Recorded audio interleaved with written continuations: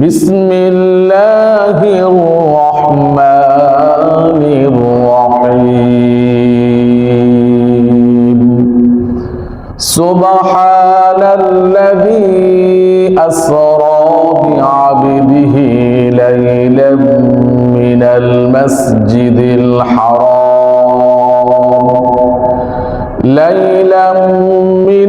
মাসজিদিল হারাম ইলাল মাসজিদিল আকসাল্লাযী বারাকনা হাওলাহু লিনুরিয়াহু মিন আয়াতিনা ইন্নাহু হুয়াস সামিউল বাসীর।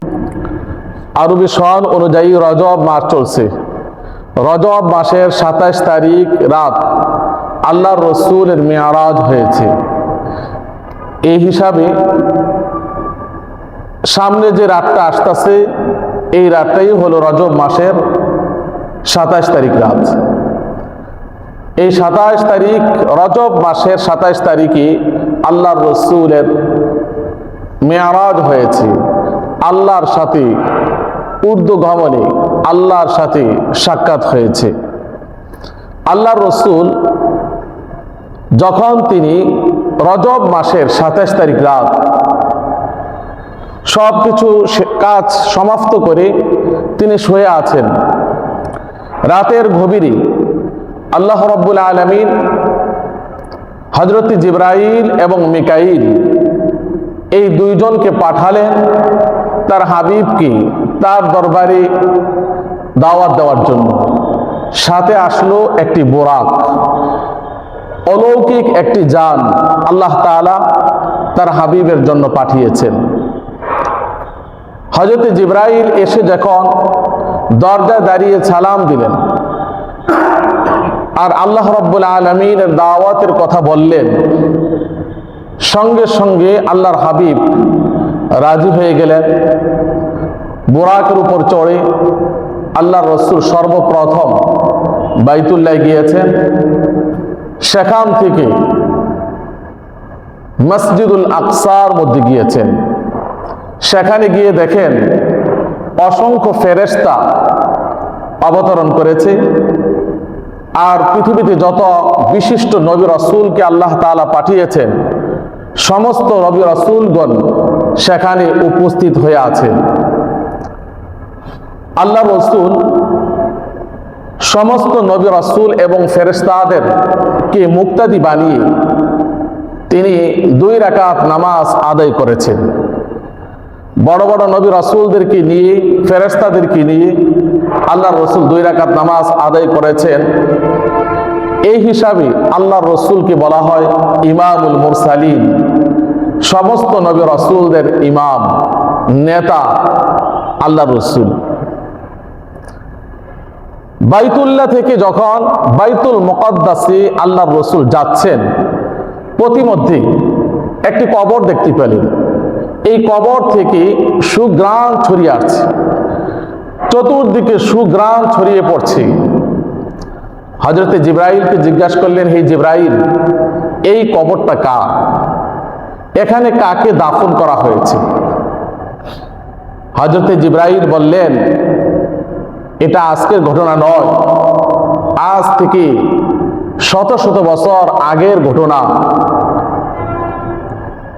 যখন আল্লাহ রাব্বুল আলামিন মূসা আলাইহিস সালাতু ওয়াস সালামকে পৃথিবীতে প্রেরণ করেছেন, যখন ফেরাউন সে নিজেকে খোদা বলে দাবি করেছিল, এই ফেরাউনের একজন দাসী ছিল যার নাম মাশেতা। তার নাম কি? মাশেতা। এই দাসী সদা সর্বদাই ফেরাউনের কন্যার সেবা যত্ন করত। ফেরাউনের কন্যার সব সময় সেবা শুশ্রূষার মধ্যে, সেবার মধ্যে এই দাসী, এই মাশেতা দাসী লেগে থাকত।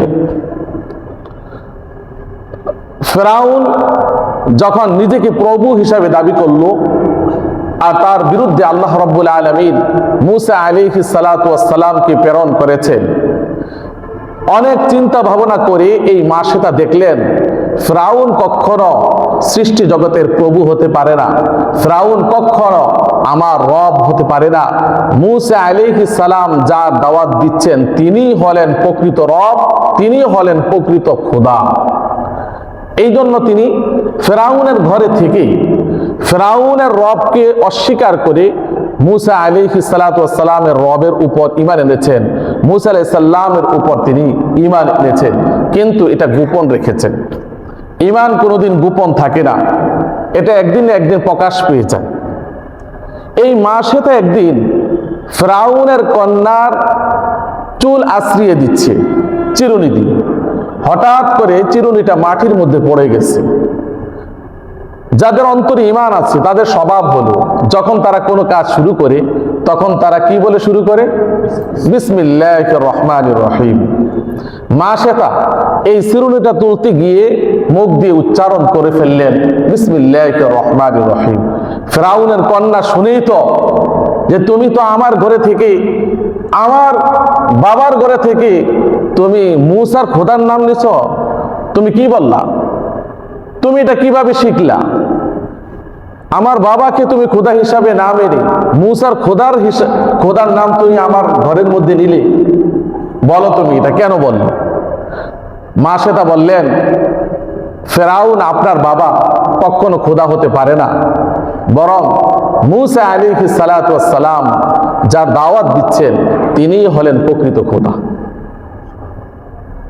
ফিরাউন কন্যা বলল, আমি কিন্তু তোমার এই ঘটনা আমার বাবার কাছে শোনাবো, তোমাকে কঠিন শাস্তি দিবে।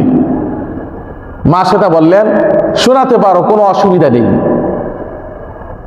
আমি শাস্তি গ্রহণ করতে আমি প্রস্তুত আছি, কিন্তু সত্যকে আমি কখনো অস্বীকার করব না, সত্যকে কখনো আমি ইবাদত করব না। ফিরাউনের কাছে যখন জানানো হলো, ফিরাউন মা সেটাকে গ্রেফতার করলো, তাকে আটকে রেখে তার সভাসদদেরকে বলল, আগুন জ্বালাও, আগুন জ্বালিয়ে বড় একটা ডেক সেখানে বসাও, আর ডেগের মধ্যে তামা দিয়ে গলিত বিগলিত করো, আগুনে উত্তপ্ত করে সেটা গলিত বিগলিত করো। আমি এই মা সেটা এবং তার সন্তান সহ সবাইকে আগুনের মধ্যে রেখে শাস্তি দিব।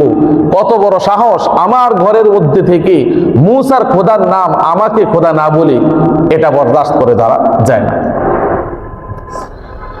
ইতিহাস লেখে মা সেতার কুলের সন্তান সহ 6 জন সন্তান ছিল। ফিরাউন এক এক করে সব সন্তানগুলি ডেকে এনে তার চোখের সামনে ওই ডেগের মধ্যে, আগুনের মধ্যে, তামার মধ্যে ফেলে দিয়ে দুনিয়ার থেকে বিদায় করে দিল। আর মাত্র কোলের সন্তানটা বাকি আছে। সন্তানের মায়া মায়ের অন্তরে আছে না নাই? অবশ্যই আছে। মা এই কোলের শিশুটার দিকে তাকিয়ে রইলেন, কোলের শিশুটার দিকে তাকিয়ে রইলেন। কি করবেন? ফিরাউনকে খোদা মানবেন না মূসার খোদাকে ছেড়ে দিবেন? কি করবেন? দ্বিধাদ্বন্দ্বের মধ্যে আছে। যখন ফিরাউন বাহিনী মা সে তার কোলের বাচ্চাটা যখন নিয়ে কারাকারি শুরু করে দিল, তখন ওই কোলের বাচ্চার মুখ দিয়ে অপ্রাপ্ত বয়স্কে আল্লাহ রাব্বুল আলামিন ভাষা চালু করে দিলেন। কোলের সন্তানটা বলল, মা আপনি কোনো চিন্তা করবেন না, আপনি সঠিক পথে আছেন, আপনার জন্য আল্লাহ প্রদত্ত জান্নাত প্রস্তুত রয়েছে। সুবহানাল্লাহ। কোলের সন্তান সহ মাকে সহ ওই ডেগের মধ্যে ফেলে, আগুনের মধ্যে ফেলে দুনিয়ার থেকে বিদায় করে দিল। কিন্তু আল্লাহ রাব্বুল আলামিন ওই জায়গাকে, যেই জায়গার মধ্যে তাদেরকে দাফন করা হয়েছে, ওই জায়গাটাকে জান্নাতের টুকরা বানিয়ে দিয়েছেন। এই জায়গার থেকে কিয়ামত পর্যন্ত সুঘ্রাণ ছড়াতেই থাকবে। সুবহানাল্লাহ। এটা হলো সেই মা সেতার কবর, এটা হলো সেই মা সেতার কবর। সেই ঈমানকে রক্ষা করার জন্য আগুনের মধ্যে তাকে শাস্তি দেওয়ার কারণে যেখানে তাকে দাফন করা হয়েছে তার কবরটাকে আল্লাহ নূর দিয়ে এবং সুগন্ধি দিয়ে ভরপুর করে দিয়েছেন। সুবহানাল্লাহ। ঈমান এত বড় দামি জিনিস, এত বড় দামি জিনিস। আল্লাহর হাবিব এই বুরাকের উপর করে তিনি এক এক আসমান পাড়ি দিয়েছেন, এক এক আসমান পাড়ি দিয়েছেন। এক এক আসমানের মধ্যে বড় বড় নবীদের সাথে আল্লাহর রাসূলের সাক্ষাৎ হয়েছে, সালাম বিনিময় হয়েছে। সপ্তম আকাশের উপরে গিয়ে দেখেন একটা ইবাদতখানা রয়েছে, যেখানে ফেরেশতারা ইবাদত বন্দেগী করে।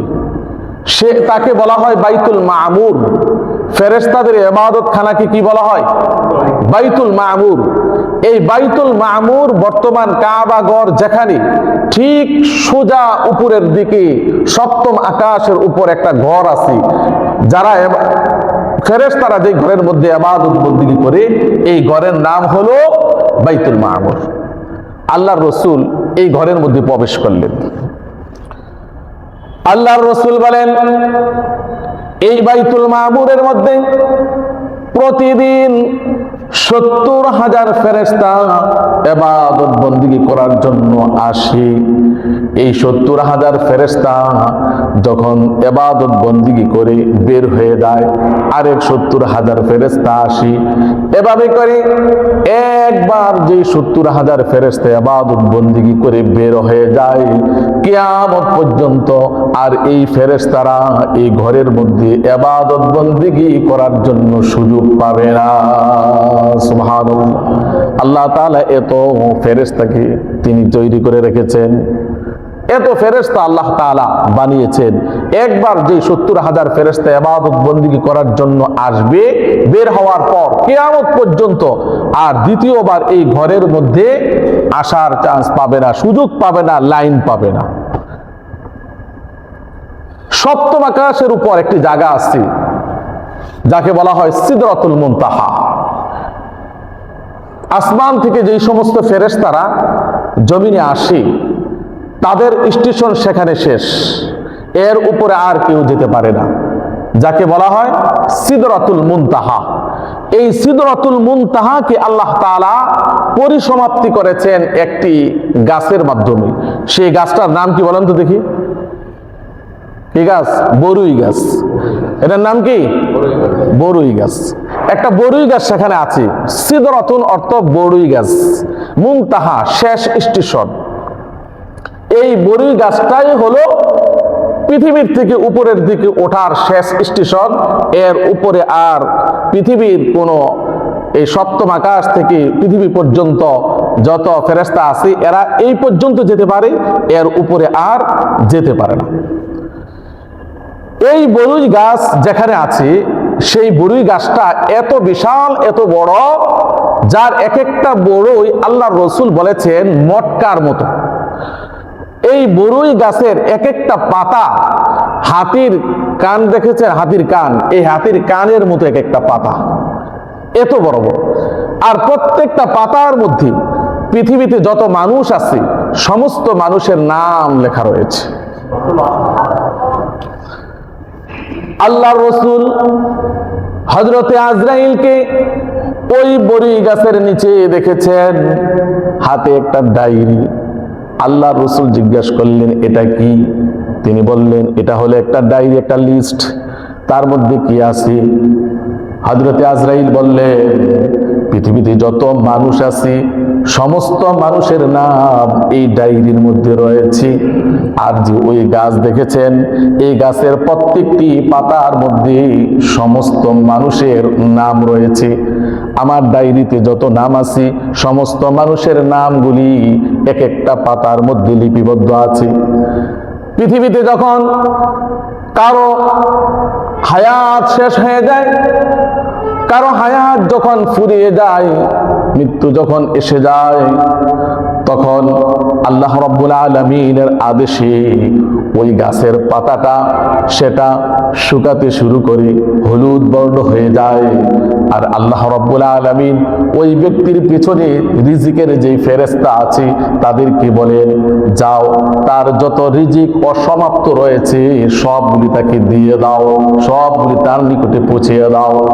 রিজিক যখন শেষ হয়ে যায়, মৃত্যুর সময় যখন এসে যায়, হযরত আজরাইল আলাইহিস সালাতু ওয়াস সালাম ওই ব্যক্তির রূহ কবজ করেন।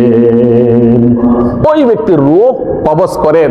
যখন তার রূহ কবজ করেন তখন ওই পাতাটা পড়ে যায় ধরে, আর আজরাইল আলাইহিস সালাম নিজের ডায়েরি থেকে তার নামটা মুছে ফেলে, তার নাম মুছে ফেলে।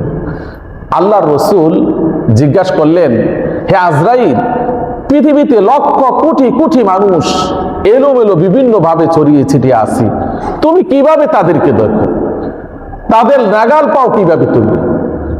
আজরাইল বললেন, ইয়া রাসূলুল্লাহ, একটা প্লেটের মধ্যে যদি লক্ষ লক্ষ হাজার হাজার যদি পিঁপড়া থাকে, এই অসংখ্য পিঁপড়ার মধ্যে আমি যদি ইচ্ছা করি কোন একটা পিঁপড়াকে মেরে ফেলতে পারবো কিনা? কি বলেন, পারবো কিনা? পারবো। ঠিক অনুরূপ ভাবে এই সমস্ত পৃথিবীটা, সমস্ত পৃথিবীর মানুষগুলি আমার নিকটে একটা প্লেটের মধ্যে পিঁপড়ার মতো। যখন আদেশ আসে তখনই আমি তাকে ধরি, যখন আদেশ আসে তখনই তার রূহ আমি কবজ করে দিই। আল্লাহর রাসূল জিজ্ঞাসা করলেন, হে আজরাইল, তুমি যখন মানুষের রূহ কবজ করো তখন কি তার কষ্ট হয় না? কষ্ট হয়। তবে শোনেন, মৃত্যুর স্বাদ আস্বাদন করার জন্য হযরত ইদ্রিস আলাইহিস সালাতু ওয়াস সালাম চেয়েছিলেন মৃত্যুটা কেমন, মৃত্যুর স্বাদ কেমন, মৃত্যুটা কেমন, এটা তিনি আল্লাহর কাছে প্রার্থনা করেছিলেন। আল্লাহ রাব্বুল আলামিন তার রূহ কবজ করেছেন, হযরত আজরাইল তার রূহ কবজ করেছেন, কবজ করে আবার রূহটা তিনি দিয়ে দিয়েছেন, ফিরিয়ে দিয়েছেন। তিনি জীবিত হওয়ার পর তাকে জিজ্ঞাসা করা হলো কেমন লাগলো, তখন তিনি বললেন, রূহ কবজ করার কষ্ট এত বেশি, এত বেশি, মনে হয় যেন চামড়াটা, জীবিত মানুষের চামড়া যেরকম ভাবে খুললে যেরকম কষ্ট হয়, মনে হয় যেন রূহ কবজ করতে এরকম কষ্ট। আজরাইল আলাইহিস সালাতু ওয়াস সালাম বললেন, হে আল্লাহর নবী, আপনি শুনেন, এটা তো সবচাইতে লঘু কষ্ট, এর চাইতে আরো অনেক কষ্ট আমাকে দিতে হয় এবং পেতে হয়। আপনার রূহ কবজ করতে যে কষ্ট হয়েছে এটা হলো সবচাইতে লঘু, সবচাইতে নরম এবং সবচাইতে সহজ কষ্ট হলো এটা।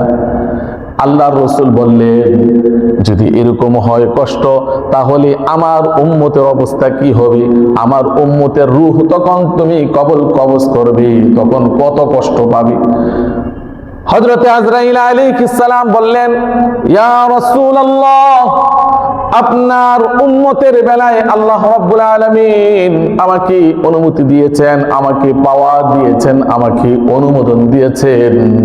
আপনার উম্মতের মধ্যে যারা নেককার বান্দা, তাদের রূহ কবজ করতে আমার বেশি কষ্ট লাগে না। যেরকম ভাবে মায়ের কোলের মধ্যে শিশু মায়ের স্তন থেকে দুধ পান করে মাও কষ্ট পায় না, আবার সন্তানও টেরও পায় না, অনর্গল তার মুখের মধ্যে পেটের মধ্যে চলে যায়। নেককার বান্দাদেরকে রূহ কবজ করতে আমারও কষ্ট লাগে না, আর যার রূহ কবজ করা হয় তারও কষ্ট লাগে না। এরকম ভাবে কষ্ট ছাড়া তার রূহ আমার কাছে চলে আসি। সুবহানাল্লাহ, কষ্ট ছাড়া তার রূহ আমার কাছে চলে আসি। আর যারা বদকার, তাদের রূহ কবজ করতে গিয়ে আমারও কষ্ট হয় এবং তাদেরও কষ্ট হয়। সেই কষ্টটা কেমন? একটি আংটা যুক্ত একটা জিনিস উল্টা টানলে যেরকম ভাবে কষ্ট হয়, যে টানে তারও কষ্ট হয়, আর যার উপর দিয়ে টানা হয় তারও কষ্ট হয়। ঠিক এরকম ভাবে বদকারদের রূহ কবজ করতে আমারও কষ্ট হয়, তারও কষ্ট হয়। আমার ভাইরা, আল্লাহর রসুল যেহেতু তিনি আরশে আজিম পর্যন্ত যাবেন, সিদরাতুল মুনতাহা যখন পুছলেন তখন জিবরাইলের সাথে সাক্ষাৎ শেষ। আল্লাহ তাআলা বিশেষ জান আরেকটা পাঠিয়ে দিলেন, যার নাম হলো রফরফ। যার নাম কি? রফরফ। পৃথিবীর মধ্যে যেই যান দিয়ে চলাচল করেছেন সপ্তম আকাশ পর্যন্ত, এই যানের নাম কি? বুরাক। আর সপ্তম আকাশ থেকে আরশে আজিম পর্যন্ত যেই যান দিয়ে গিয়েছেন এর নাম কি? রফরফ। আল্লাহ তাআলা রফরফ পাঠিয়ে দিয়েছেন।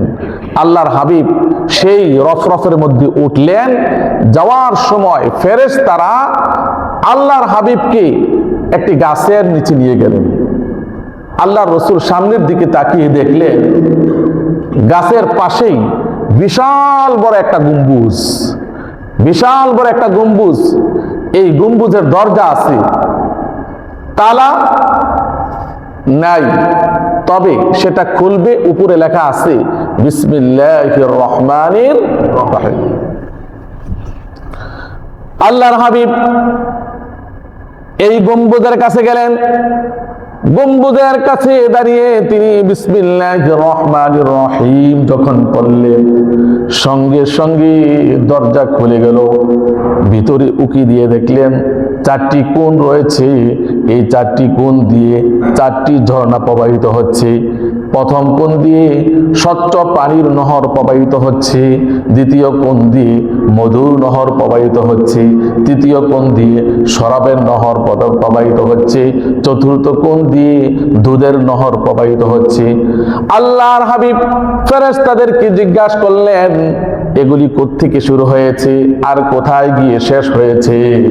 ফেরেশতারা বললেন এগুলি শুরু হয়েছে কোত্থেকে তার জানা নাই, আমাদেরও জানা নাই, তবে শেষ হয়েছে আরশে হাসরের ময়দানে আল্লাহ তাআলা আপনাকে যে হাউজে কাউসার দান করবেন, সেই হাউজে কাউসারের মধ্যে গিয়ে তার শেষ হয়েছে। সুবহানাল্লাহ।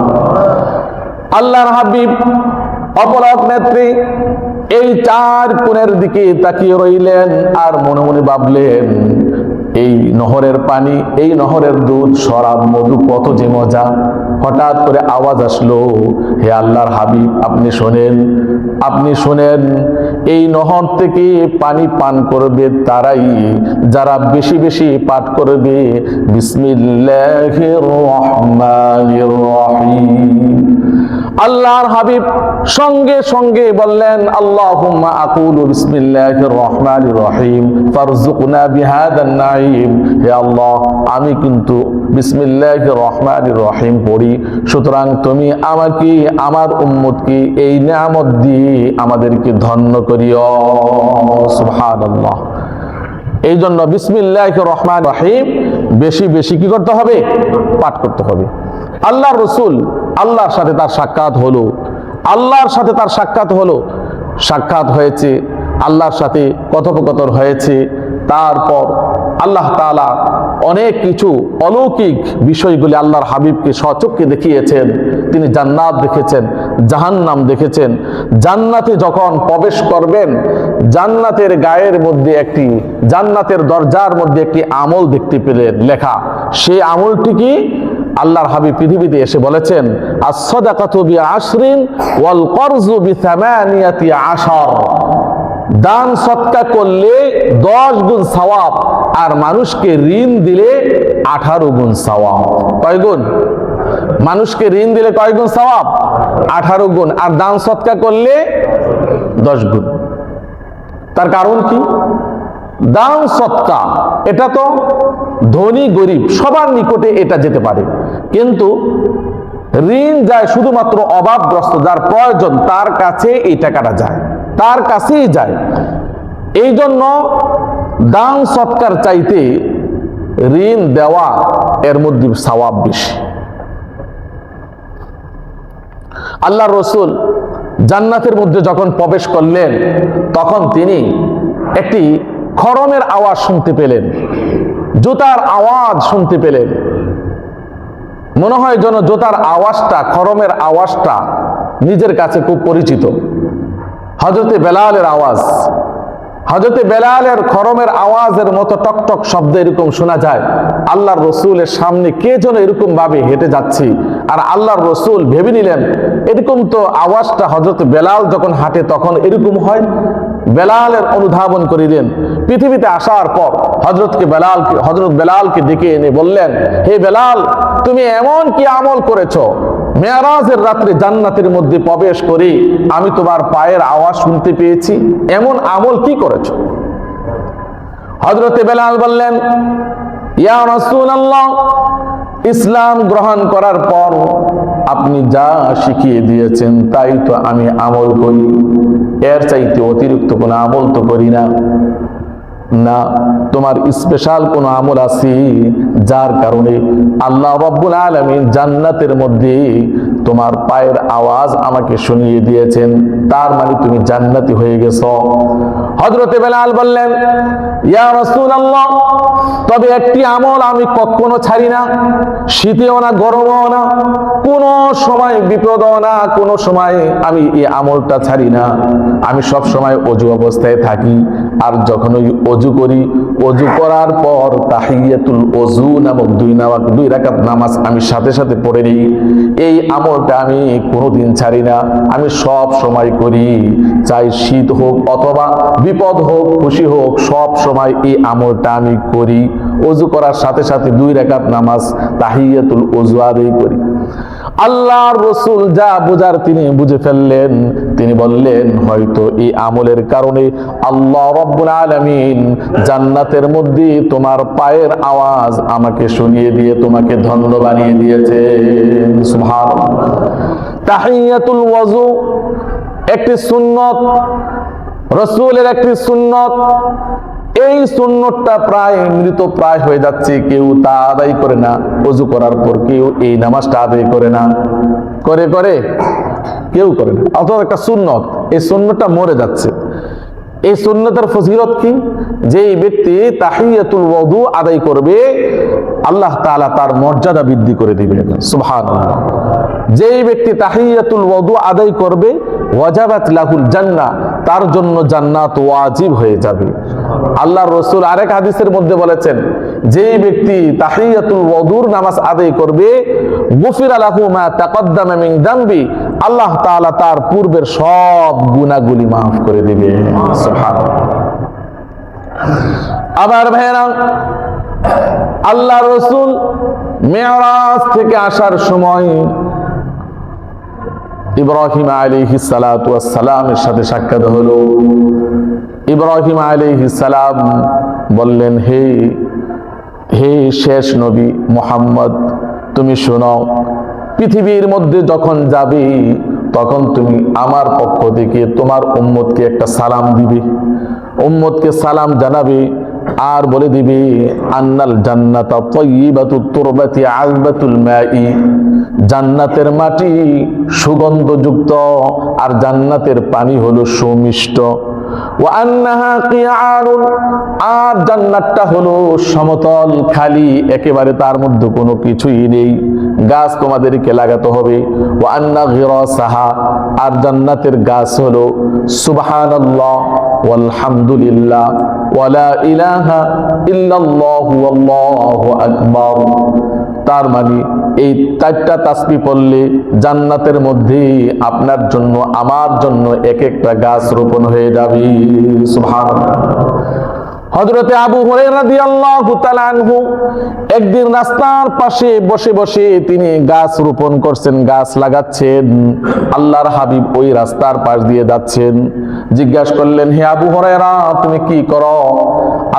আবু হুরায়রা রাদিয়াল্লাহু তাআলা আনহু বললেন, আমি গাছ লাগাচ্ছি। আল্লাহর হাবিব বললেন, আমি কি তোমাকে এর চাইতে আরো উত্তম গাছের কথা বলে দেব? আবু হুরায়রা রাদিয়াল্লাহু তাআলা আনহু বললেন, যদি বলতেন তাহলে ভালো হতো। আল্লাহর রাসূল বললেন, তুমি পড়ো সুবহানাল্লাহ ওয়ালহামদুলিল্লাহ ওয়ালা ইলাহা ইল্লাল্লাহ ওয়াল্লাহু আকবার। তুমি যদি এই বাক্যগুলি পড়ো তুগরাসু লাকা বিকুল্লি ওয়াহিদাতিন শাজারাতুন ফিল জান্নাহ, তার প্রত্যেকটি বাক্যের বিনিময়ে জান্নাতের মধ্যে তোমার জন্য এক একটি গাছ রোপণ করা হবে। সুবহানাল্লাহ, এক একটি গাছ তোমার জন্য এই জান্নাতের মধ্যে রোপণ করা হবে। আল্লাহর হাবিব মেরাজ থেকে আসলেন, রাতে গিয়েছেন, আবার রাতে চলে এসেছেন। আল্লাহ তাআলার কাছে এটা এত বিশাল ভ্রমণ, অতি সময়ের মধ্যে এই ভ্রমণ করাতে আল্লাহর কাছে এটা কঠিন না সহজ? আল্লাহর কাছে একেবারে সহজ, যেহেতু তিনি সবকিছু সৃষ্টি করেছেন, সবকিছু তিনিই সৃষ্টি করেছেন।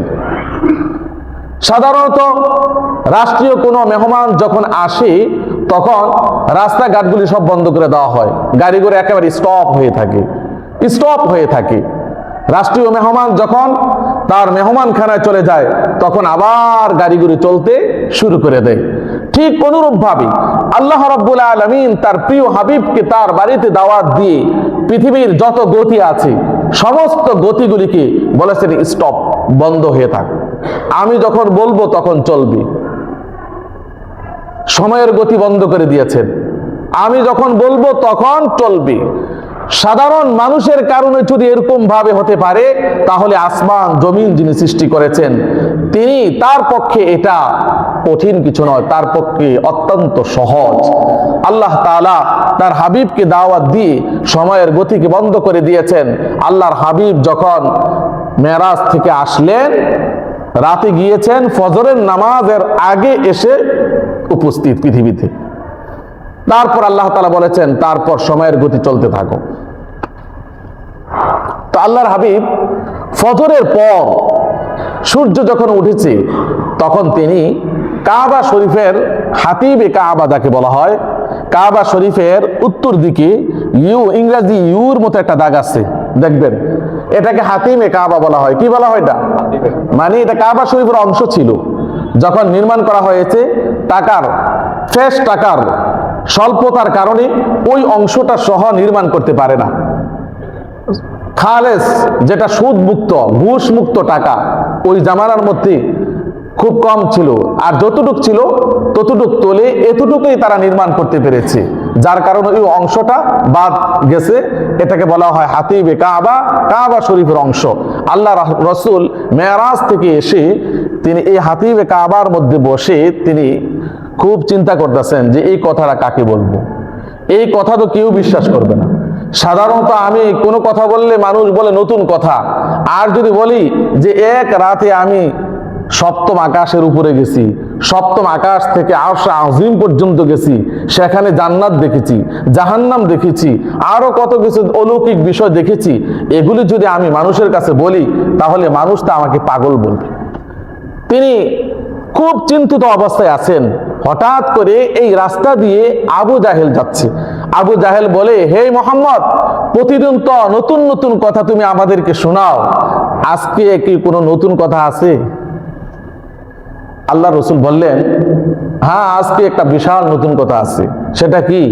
বলে, আমার রাত্রে মেয়ারাজ হয়েছে, আমি এই রাত্রে সপ্তম আকাশের উপরে গেছি, সিদরাতুল মুনতাহা দেখছি, বোরাকে গেছি, রফরফ দিয়ে আরশে আজিম পর্যন্ত গেছি, আবার এই যে আসলাম, আইসা এখানে বসলাম।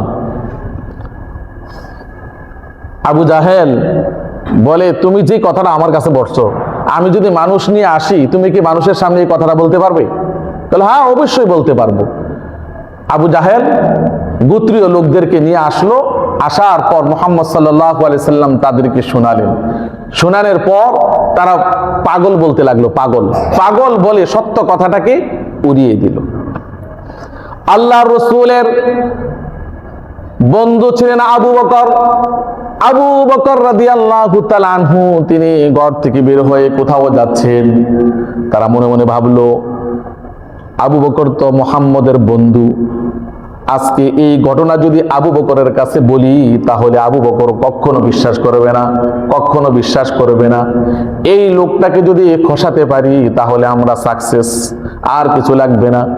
দেউরি আবু বকর রাদিয়াল্লাহু তাআলা আনহুর বাড়িতে গেল, গিয়ে বলল, আবু বকর শুনছো কি, তোমার বন্ধু তো প্রতিদিন নতুন নতুন কথা বলে, আজকে এমন এক কথা বলছে পাগল ছাড়া আর কেউ কথা বলতে পারে না। সেটা কি?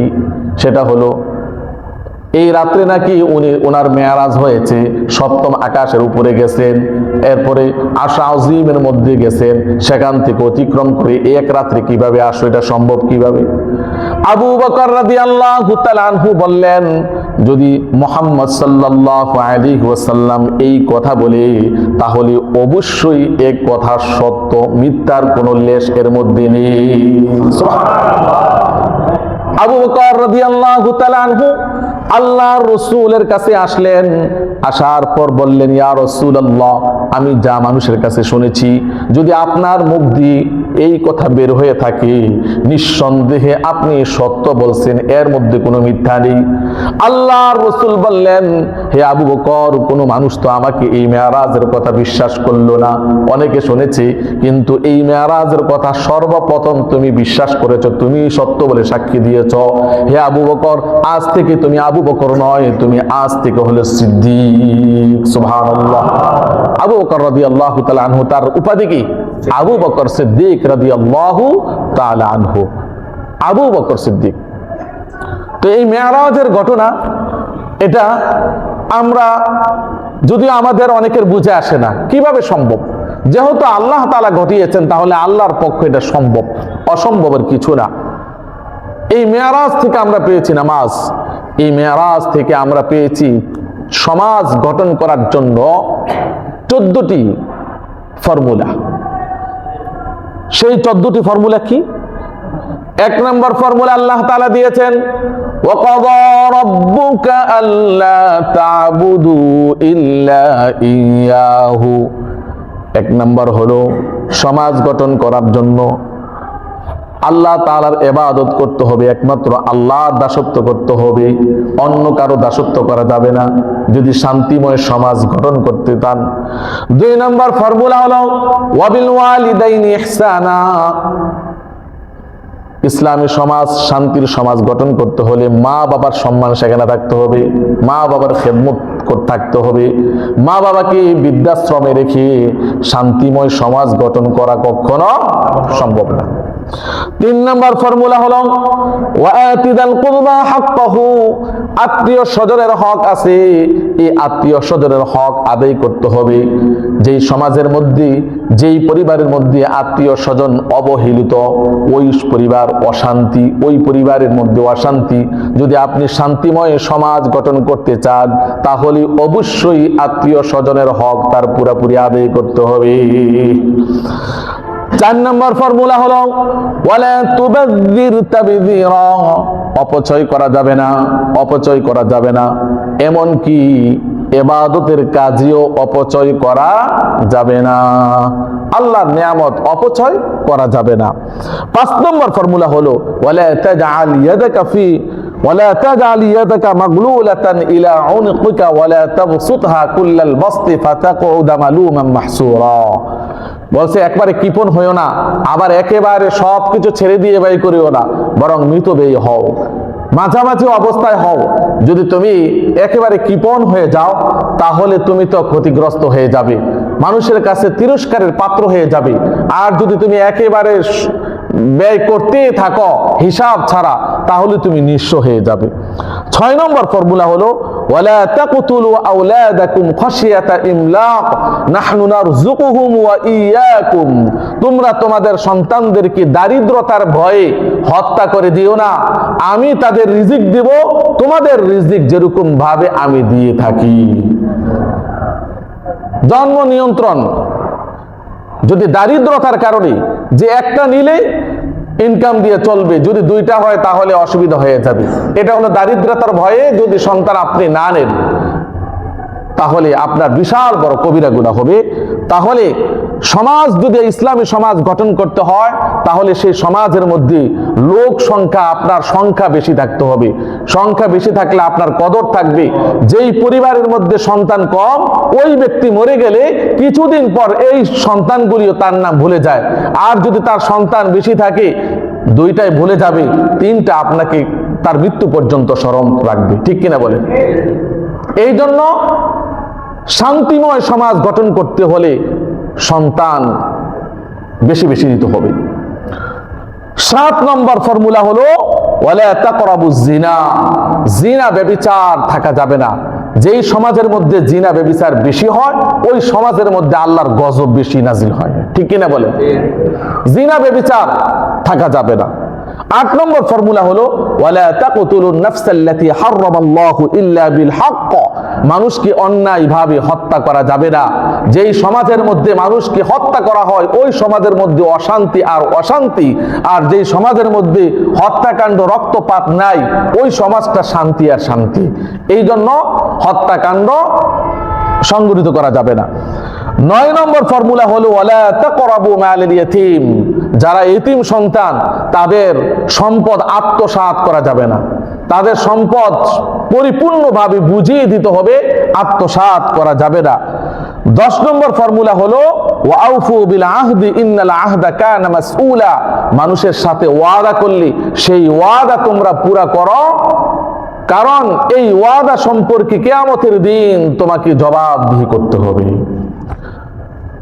11 নম্বর ফর্মুলা হলো ওয়াউফুল কাইলা ইদা কিলতুম ওয়াজিনু বিল কিসতাসিল মুস্তাকিম।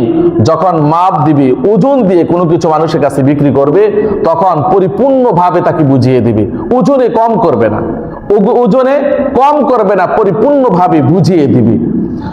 12 নম্বর ফর্মুলা হলো ওয়ালা তাকফু মা লাইসা লাকা বিহি ইলম ইন্নাস সামআ ওয়াল বাসারা ওয়াল ফুআদা কুল্লু উলাইকা কানা আনহু মাসউলা। যেই ব্যাপারে তোমার কোনো জ্ঞান নেই সেই ব্যাপারে তুমি নাক গালিও না, সেই ব্যাপারের পিছনে তুমি পড়ো না, কারণ যেই ব্যাপারে তোমার জ্ঞান নেই তুমি এই ব্যাপারে কোনো সমাধান দিতে পারবে না। কান দিয়ে শ্রবণ করছো আর মুখ দিয়ে সেটা কি বলছো আর চোখ দিয়ে দেখছো, তাহলে কিয়ামতের দিন এই নাক কান চোখের হিসাব তোমাকে দিতে হবে, জবাবদিহি তোমাকে করতে হবে। 13 নম্বর ফর্মুলা হলো ওয়ালা তামশি ফিল আরদ। তুমি জমিনের মধ্যে অহংকার করবে না, অহংকার করবে না, কারণ তুমি অহংকার করে মাটিকে ছিদ্র করতে পারবে না, আবার অহংকার করে তুমি একবার পাহাড় সমপরিমাণ উঠতে পারবে না, কারণ অহংকার এটা আল্লাহর বিষয়, মানুষের বিষয় না। যেই সমাজের মধ্যে যত অহংকার আছে ওই সমাজ তত অশান্তির মধ্যে আছে। ঠিক কিনা বলে? 14 নম্বর ফর্মুলা হলো ওয়ালা তাজআল মা'আল্লাহি ইলাহান আখর। তোমরা আল্লাহর সাথে কাউকে শরীক করিও না। আল্লাহর সাথে শরীক করলে তাহলে তোমাকে অধপতিত অবস্থায় তোমাকে জাহান্নামের মধ্যে নিক্ষেপ করা হবে। এই ফর্মুলাটি আল্লাহ তাআলা তার হাবিবকে পৃথিবীতে আসার সময় দিয়ে দিয়েছেন যে ইসলামী সমাজ যদি কেউ গঠন করতে চায়, কেউ যদি শান্তিময় সমাজ গঠন করতে চায়, তাহলে এই 14টি ফর্মুলাকে সামনে রেখে সমাজ গঠন করলে ইনশাআল্লাহ আল্লাহর পক্ষ থেকে শান্তি নেমে